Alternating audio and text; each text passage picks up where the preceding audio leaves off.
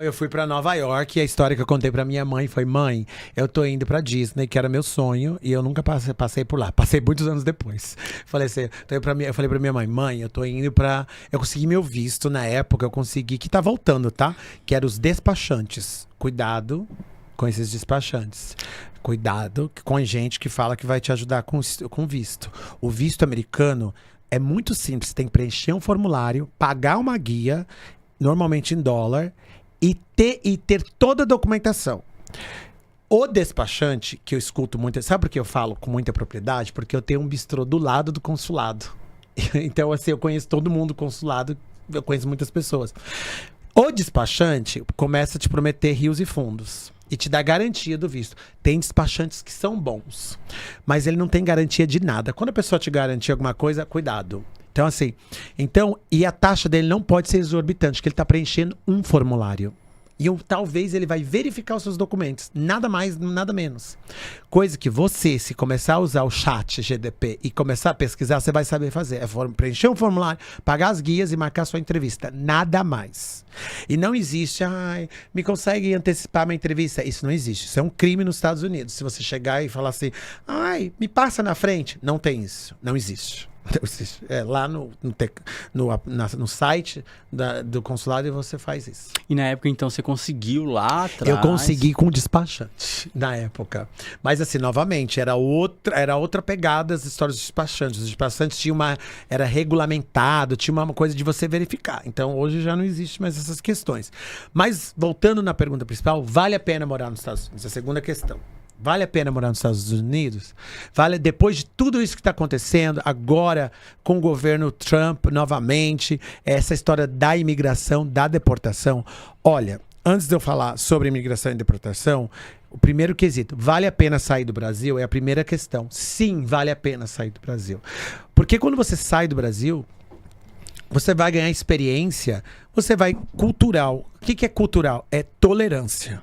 É você ter entendimento do próximo. Isso não tô falando que soa bonito, mas se você é muçulmano, se você é árabe, se você é judeu, e eu tive uma experiência, uma exposição com você, coisa que eu não tenho muito em São Paulo, ainda sendo uma mega metrópole, mas nada se compara com os Estados Unidos ou a Europa, eu vou ter mais empatia com o próximo, porque eu entendi mais como é a sua cultura e você vice-versa. Então, culturalmente, comida, outras exposições que você nunca teria oportunidades aqui. Você vai conhecer pessoas. Então, vale a pena por essa questão. Financeiramente, depende de onde você for morar.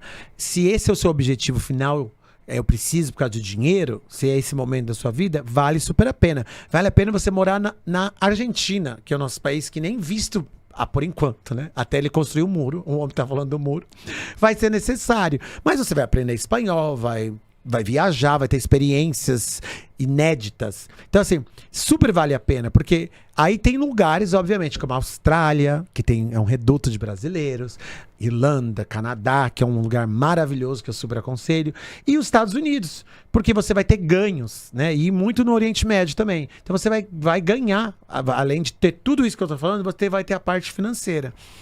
Agora, você vai ter a parte cultural, a parte financeira e a questão da imigração. A imigração, ela é difícil, porque assim, com muitos brasileiros, a gente não leva em consideração que a gente vai ter desafios culturais, financeiros, questões da gastronomia, porque nem todo mundo se adapta com a gastronomia. Não é que você pode chegar, eu sou brasileiro raiz, eu como até pedra. Vai viver com a comida francesa, só um pedacinho assim, 20 euros por dia. Então, um momento você vai falar assim, eu não aguento esse pulê mais. Então, você tá entendendo? Então, tipo assim, a comida e a questão da documentação e da língua e do clima. O clima pega então, muito. Então tem tudo isso que a gente tem que levar em consideração. Tudo isso. Eu sou brasileira, gosto de andar de shortinho. Querida, se você for para Dubai e começar a andar de shortinho toda hora, né? Brasileiro já não é aquelas coisas vistas. Então não vai dar pra você ficar fazendo isso. Existe todo um regulamento, uma regra.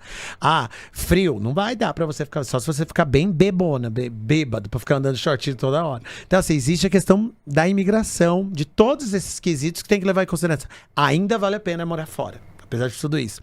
Questão, como é que você vai resolver a questão imigratória? Poucas situações você pode resolver a questão imigratória. Casamento, contrato de trabalho, extensão de visto, chegar lá e mudar a questão do visto. E correr o risco de ficar ilegal. E nesse período que você está ilegal, você se legalizar. Através de tudo que eu acabei de falar. Que você paga um advogado, tem tudo isso, né? Existe toda essa questão. Vale a pena eu ir lá e ser deportado? Ainda, felizmente, vale a pena. Assim, mas assim, é um risco. Você não corre risco, a gente não corre risco de viver em São Paulo? Um ciclista não foi assassinado 6 horas da manhã, numa zona maravilhosa, num parque de luxo?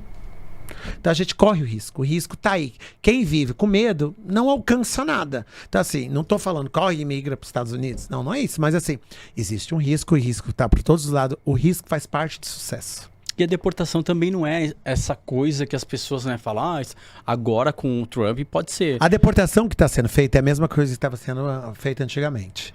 É assim, é que antes você tinha direito de lutar. Se é deportado, você podia ser... Olha, que eu tenho amigos que foram deportados, você podia falar assim, você pode questionar a sua deportação na cadeia.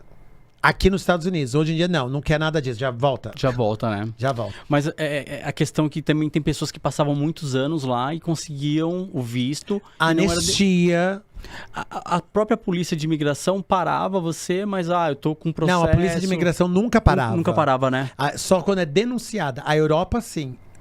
Mas também, assim, nos Estados Unidos, a polícia normal... Ela não tem direito de checar a sua documentação. Ainda não. E mesmo você estando ilegal lá, você consegue abrir conta em banco, tirar... Não é simples. Isso é uma lei federal. Desculpa, é uma lei estadual. Cada estado vai decidir. Por exemplo, o estado de Massachusetts, que é muito conhecido e muito habitado por brasileiros que ficam em Boston, Fall River, aquelas cidades... Eles conseguem tirar a habilitação. Como é que você... Com a sua carteira do Brasil. Inclusive, se você quiser ir lá, tira a sua carteira brasileira. Que ajuda porque tem um reconhecimento internacional, um treat lá que funciona. Sua carteira brasileira. E mais um cartão de crédito. Mais uma comprovante de residência. Você tem que ter uma pontuação. Você atingiu o mínimo de 6 pontos, você consegue tirar a carteira. Independente da sua situação imigratória. Tem outros estados, como Nova York, não. Miami já pode. Miami já pode. Só que o que acontece? Como a maioria do Senado agora é republicano, eles estão querendo passar a lei para não deixar isso. Entendi. Fazer algo federal, então, né? Não federal, mas cada estado cancelar essa questão. Né? Então, novamente, mas assim, resumo, gente, vale super a pena ir para os Estados Unidos, vale a pena aprender inglês, que é um forte dos trabalhos que eu faço, né? Essa história, por exemplo, só dando uma questão aqui, quando aconteceu todas essas tragédias comigo, eu acabei perdendo o meu trabalho, né? Obviamente. Primeiro eu derrubei as torres, digamos assim, né? Aí depois eu trouxe o terrorista, né? Então fiquei sem trabalho por um tempo, né? Fiquei o homem-bomba. Então não era muito bem visto nos lugares. E aí eu criei um projeto, e esse projeto ele existe até hoje, que tem um viés muito forte do voluntariado. Porque eu fui para os Estados Unidos em busca de ajuda. Aí, um momento que eu cheguei na minha vida, eu quis retornar essa gratidão e dar ajuda agora aos americanos ou às pessoas que falam inglês. Então, eu criei um projeto, eu já tinha uma escola de inglês, aí eu criei um projeto que se você faz um curso de 4 semanas, você recebe esse certificado. Com esse certificado, você consegue dar aula de inglês em qualquer lugar do mundo com um trabalho. Porém, de contrapartida, você tem que fazer uma ação social, que é um voluntariado, que é dar aula de inglês gratuitamente. Então, hoje eu replico isso em mais de 60 países. Então, por exemplo, você faz o meu curso, recebe o certificado, eu te dou um trabalho, mas você tem que fazer uma ação voluntária. Então, o voluntariado também é algo interessante para quem quer sair do país. Então, tem vários programas de voluntariado em vários quesitos que você pode estar fazendo. Isso é legal, bacana esse então, projeto. Assim, a história do aprender o inglês é super importante, é super necessário. Hoje em dia, o pessoal... sabe o que está acontecendo com o pessoal? Eu tenho um Google Translator. Eu não preciso Fica mais. acomodado. Fica. Eu vou para muitos lugares e as pessoas tiram o celular e pegam o celular. Porque eu tenho muitos amigos estrangeiros que passeiam, inclusive, aqui comigo no Brasil. Assim, eu finjo que eu não sei falar português. Aí a pessoa já tira o Google Translator. Então, imagine se você não tiver internet. E assim, quando você vai conseguir um emprego? Porque é legal... Antes se aprendia um idioma por uma questão de que é conectado com o trabalho. Eu vou aprender inglês, porque se eu aprender inglês, eu vou ganhar mais. Hoje em dia não é tanto assim, porque a gente tem a tecnologia, tem um celular. Mas assim, ainda é muito gratificante e ainda assim, é uma habilidade extra. E as pessoas, os jovens, as pessoas que estão me escutando, a gente tá muito acomodado, né? A gente acredita que não tem que ter habilidade. Mas olha, as gerações estão vindo, as pessoas estão ficando mais inteligentes, os robôs estão ficando mais inteligentes, a tecnologia está ficando mais inteligente. Então, se você não tiver nada pra se diferenciar do outro, querido, você vai ficar procurando emprego, vai ficar dando, como dizem no Nordeste, roda travada, não vai pra frente. Ô, Tasso, mas quando você foi pra Nova York, você tinha o domínio da língua? Que tinha nada, querido. Eu vim da periferia, o meu era the books on the table. E aí você chegou lá e Mas ralou. eu tinha uma coisa que era necessidade de sobreviver. Sobrevivência. Essa necessidade que a gente tem é muito grande. E eu tinha sonhos. O que move as pessoas é o sonho. Mas você chegou lá como? Você foi fazer turismo. Turismo. Mas você tinha amigos lá? Não. Eu paguei um hotel 7 dias num hotel que todos os brasileiros vão. E eu fui na rua dos brasileiros começar a bater nas portas e procurar emprego. Foi o que eu fiz no dia seguinte que eu cheguei. Geralmente aquele emprego de trabalhar em lanchonete, Querido, barman. antes fosse, era lixão mesmo. Lavar louça, tacar coisa no lixo, essas coisas. Quando você não fala inglês, não sabe nada, você acha que eles vão te dar de lanchonete? Não. Oxe, é o submundo, a subcategoria da subcategoria. E aí você foi estudar por conta própria. Porque é exatamente o que a gente não entende. Eu me lembro que eu falei assim, você acha que eu vou sair daqui pra ser garçom em Nova York? Jamais. Ah, mas você estava em Nova York. Mas a gente tem esse conceito, Sim, às vezes, sim. né? Imagina, eu vou lá. Aprendendo uma outra querido, língua, tem uma outra muita- cultura. vale a pena. Já ouvi falar de muitas mulheres maravilhosas que faxineira. Tem até aqueles memes. Sim. Eu nos Estados Unidos, eu no Brasil. Mas ganha muito dinheiro. Tipo assim, eu ganhava R$1.000 por dia, facilmente. Aonde você vai ganhar R$1.000 aqui por dia no Brasil?